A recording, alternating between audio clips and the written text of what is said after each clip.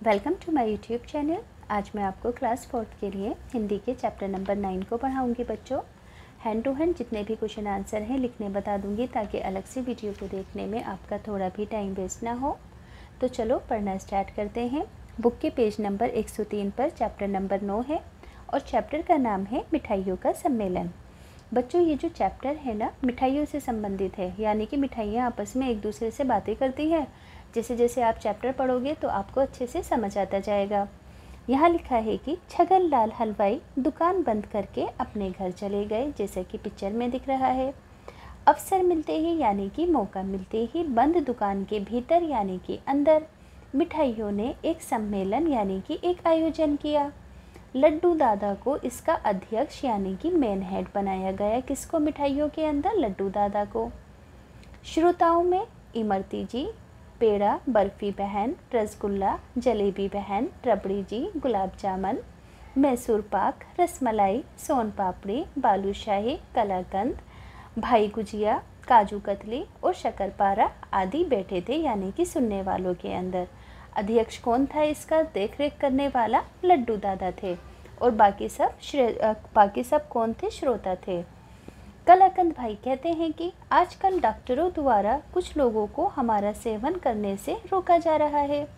तो सोन पापड़ी कहती है कि क्या आप जानते हैं कि डॉक्टर लोग ऐसा क्यों कह रहे हैं? जलेबी बहन कहती हैं कि बर्फ़ी बहन तुम ही बता दो ना। तो बर्फ़ी बहन कहती हैं कि आप इस तरह मेरा मजाक मत उड़ाएं। मैसूर पाक बोलते हैं कि बर्फ़ी बहन और जलेबी बहन आप दोनों ये ना भूलें कि मीठा अपना स्वाद है, मीठे मीठे बोल, बस मिठास फैलाएं और मन दरवाजे खोल। नेक्स्ट पेज पर आते हैं।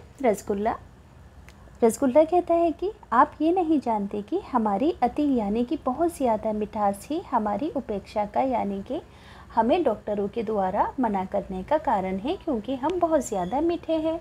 तो गुलाब जामुन कहता है कि रसगुल्ला भाई बिल्कुल ठीक कह रहे हो, पर जीभ चटोरे ना सुने मांगे मीठा मोरा, मीठा मीठा खाए के लोग ना होवे बोर। यानी कि लोगों को भी ज़ुबान इतनी चटोरी है कि मीठा खाना बहुत ज़्यादा पसंद है। अब गुजिया कहती है कि कुछ लोगों के शरीर में शक्कर की मात्रा बढ़ रही है। रबड़ी जी कहती है कि आप सभी ने सुना होगा कि जहाँ अति होती है यानी कि जहाँ पर जो चीज़ बहुत ज़्यादा होती है वहाँ पर क्षति यानी कि नुकसान होता है। हमारा सेवन करते समय लोग अति यानी कि बहुत ज़्यादा खा लेते हैं और फिर बाद में भुगतते हैं। लड्डू दादा कहते हैं इसके लिए हमें अपने आप में शक्कर की मात्रा कम करनी चाहिए। तो गुलाब जामुन कहता है कि फिर हमें मिठाई कौन कहेगा अगर हम मीठे नहीं रहेंगे तो। लड्डू दादा कहते हैं कि ध्यान रखो, शक्कर कम होने से ही हम लोगों के मन में मिठास बढ़ा सकते हैं। अगर हमारे अंदर शक्कर ज़्यादा हुई तो लोग हमें डरकर खाना छोड़ देंगे। पेड़ा कहता है कि शुभ कार्यों में मिठाई बांटने की प्रथा को भला कौन बंद कर सकता है। तो लड्डू दादा कहते हैं कि लोगों को भी चाहिए कि वे अपनी जीभ पर थोड़ा नियंत्रण रखें, हमारा सेवन करें पर अति ना करें, यानी कि हमें बहुत ज़्यादा ना खाएं। शारीरिक श्रम यानी कि मेहनत करते रहें, स्वस्थ यानी कि हेल्दी रहें। इस निर्णय के साथ सभी को धन्यवाद देते हुए अध्यक्ष लड्डू दादा ने सम्मेलन की समाप्ति की घोषणा कर दी और साथ में ये भी समझा दिया सभी लोगों को कि हमें खाने की अति ना करें, वरना ज़्यादा मिठाइयाँ खाने से नुकसान होता है। अब देखो बच्चों, यहाँ पर 4 क्वेश्चन है। पहला क्वेश्चन है कि आपको कौन सी मिठाई सबसे अधिक पसंद है और क्यों? तो आंसर लिखेंगे कि मुझे रसगुल्ला सबसे अधिक पसंद है क्योंकि वह रस से भरा होता है और बहुत मुलायम होता है। दूसरा क्वेश्चन है कि आपके घर में मिठाई कब कब बनाई और बांटी जाती है? तो हमारे घर में मिठाई त्यौहार, जन्मदिन और शुभ कार्यों जैसे कि शादी या पूजा के अवसर पर बनाई और बांटी जाती है। तीसरा क्वेश्चन है कि घर से विद्यालय तक जाते हुए आपको किन किन वस्तुओं की दुकानें मिलती हैं? तो घर से विद्यालय तक जाते हुए मुझे रास्ते में किराने की दुकान, फल की दुकान, मिठाई की दुकान और स्टेशनरी की दुकान मिलती है। चौथा क्वेश्चन है कि अगर आप अपनी कक्षा में बाल सभा का आयोजन करते तो किन किन बातों पर चर्चा करते? तो आप आंसर लिखोगे कि अगर मैं अपनी कक्षा में बाल सभा का आयोजन करता तो हम स्वच्छता यानी कि साफ सफाई, पर्यावरण, खेलकूद, पढ़ाई में अनुशासन जैसे विषयों के ऊपर चर्चा करते। तो बच्चों ये चारों ही क्वेश्चन आपको यहाँ पर अच्छे से लिखे हुए दिख रहे हैं। क्वेश्चन भी है, आंसर भी है। स्क्रीनशॉट लेकर इसका आंसर आप अपनी कॉपी में हैंड टू हैंड लिख लेना, वरना बाद में आपको दिक्कत हो सकती है लिखने में। अब देखो यहाँ पर भी 4 क्वेश्चन है। पहला क्वेश्चन है कि रसगुल्ला भाई के अनुसार मिठाइयों की उपेक्षा का यानी कि मिठाइयों को नुकसानदेह कहने का क्या कारण है।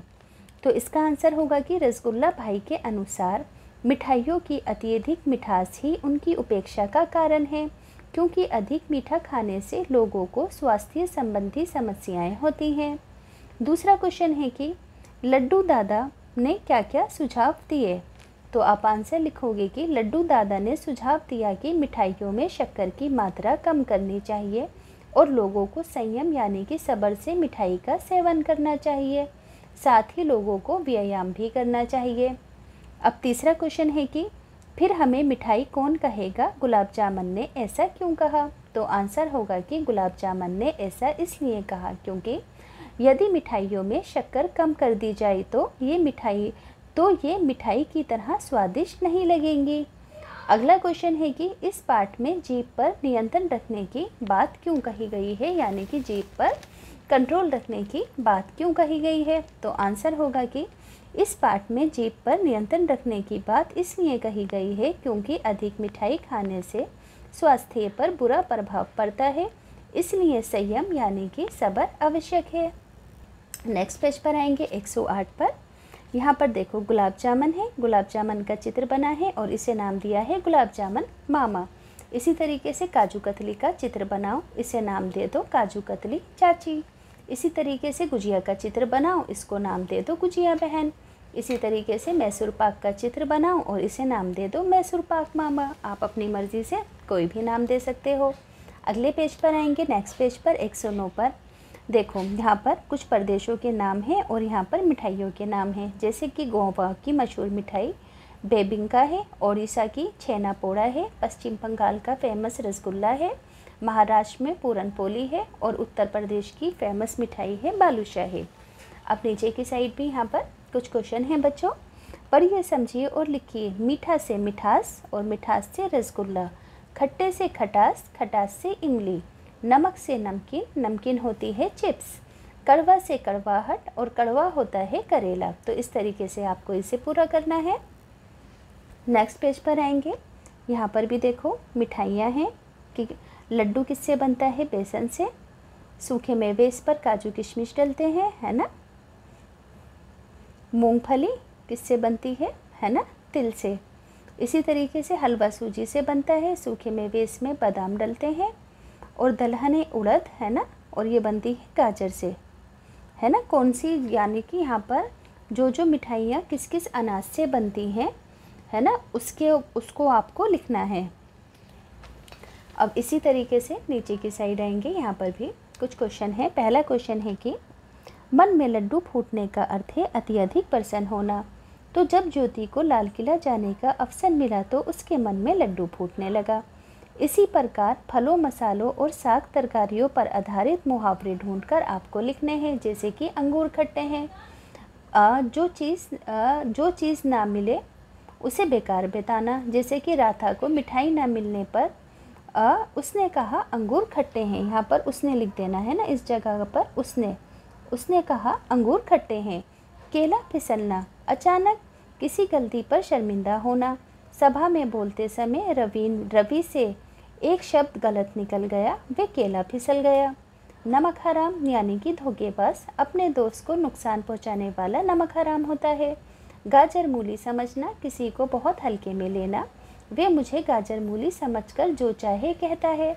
आगे है हल्दी लगे ना फिटकरी, यानी कि बिना मेहनत के काम हो जाना। सेंटेंस होगा कि उसने तो हल्दी लगे ना फिटकरी वाले अंदाज में इनाम जीत लिया। यानी कि यहाँ पर बच्चों आपको सभी कहावतें और मुहावरे खाने पीने की चीज़ों से संबंधित लिखने थे।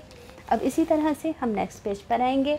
पेज नंबर 11 है और यहाँ पर एक वचन और बहुवचन है, जैसे कि मिठाई का मिठाइयाँ, जलेबी का जलेबियाँ, रसगुल्ला का रसगुल्ले, इमरती का इमरतियाँ और पेड़ा का पेड़े। आगे है, दो शब्दों को जोड़कर नया शब्द बनाना है, जैसे कि रस जमा मलाई, रसमलाई, गुलाब जमा जामन, गुलाब जामन, बालू जमा शाही, बालूशाही, मोहन जमा भोग, मोहन भोग, कला जमा कंद, कलाकंद, काजू जमा कतली, काजू कतली, सोन जमा पापड़ी, सोन पापड़ी, अंगूरी जमा पापड़ी, अंगूरी पापड़ी।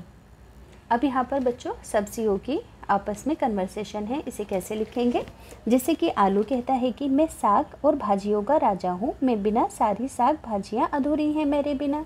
बैगन कहता है तुम राजा हो तो क्या हुआ, मैं भी कम स्वादिष्ट नहीं। टमाटर कहता है कि मैं हर सब्जी में रंग और स्वाद बढ़ा देता हूँ। प्याज कहती है कि मेरे बिना तो रसोई अधूरी है, मैं हर व्यंजन में स्वाद लाता हूँ। मिर्च कहती है कि तीखापन मुझसे ही आता है, मैं सबको मज़ेदार बनाती हूँ। भिंडी कहती है कि मैं बच्चों की पसंदीदा सब्ज़ी हूँ। गोभी कहती है कि ठंड के मौसम में मेरी सब्ज़ी सबको बहुत पसंद आती है। करेला कहता है मैं थोड़ा कड़वा ज़रूर हूँ पर सेहत के लिए बहुत फ़ायदेमंद हूँ। इसी तरीके से पालक कहती है कि मैं हरी भरी और ताकत देने वाली हूँ। इसी तरीके से लास्ट में लौकी कहती है कि मैं हल्की फुल्की और पचने में आसान हूँ। अब देखो बच्चों, इस वाले पेज पर भी कुछ क्वेश्चन आंसर हैं, मैं आपको पढ़कर बताती हूँ। पहला क्वेश्चन है कि स्वस्थ रहने के लिए आप क्या क्या करते हो, इससे संबंधित 5 वाक्य लिखो। तो पहला वाक्य है स्वस्थ रहने के लिए 5 वाक्य।